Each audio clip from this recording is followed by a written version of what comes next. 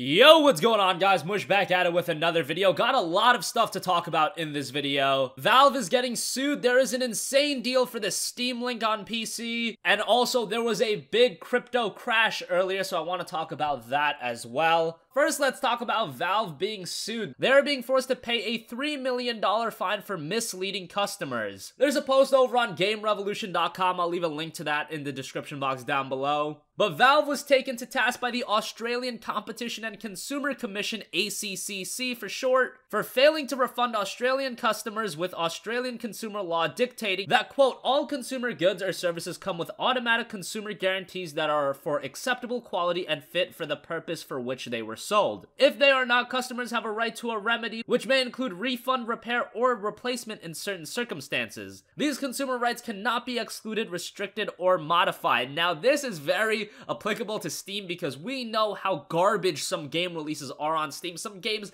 that go through early access and end up with their full release still run like crap. So yeah, this was something that was gonna come and bite Valve in the ass sooner rather than later. The case was first made back in 2014, and Valve tried to appeal the case twice. However, that was for naught. Now keep in mind, back in 2014, Steam refunds were not a thing. Now if you buy a game and you play it for less than 2 hours, and I believe if you've owned the game for 2 weeks or less, you are guaranteed a refund. Even if you've passed those circumstances, in a lot of cases, Valve will refund you. If a game is notoriously known for being an awful port, if you send a message to Valve, in my experience, more often than not, they will refund you. Now, that is just anecdotal experience. I can't say that for fact, but that is my experience. But back to the case itself, it also says, quote, the full court found Valve carried on business in Australia and was therefore bound by Australian consumer law in its dealings with customers here. That was said by ACC Chairman Rod Sims. He continued saying, quote, the full court has also upheld the finding that Valve made misleading representations about consumer guarantees and that certain terms and conditions in the Steam subscriber agreements and refund policies were false or misleading. End quote. Now they're being fined $3 million, and while $3 million does sound like a lot, do not worry too much about Valve's financial situation. There's a reason why they're not making a lot of games anymore, because they absolutely do not have to. While Valve is a private company, its net worth isn't known to the public, but back in 2012 it was reportedly worth around the 3 billion mark, and since then I feel like Steam and Valve as a company has only grown, so it's probably well over that. And Forbes reported that Gabe Newell's net worth is $5.5 billion, so Valve financially will be just fine.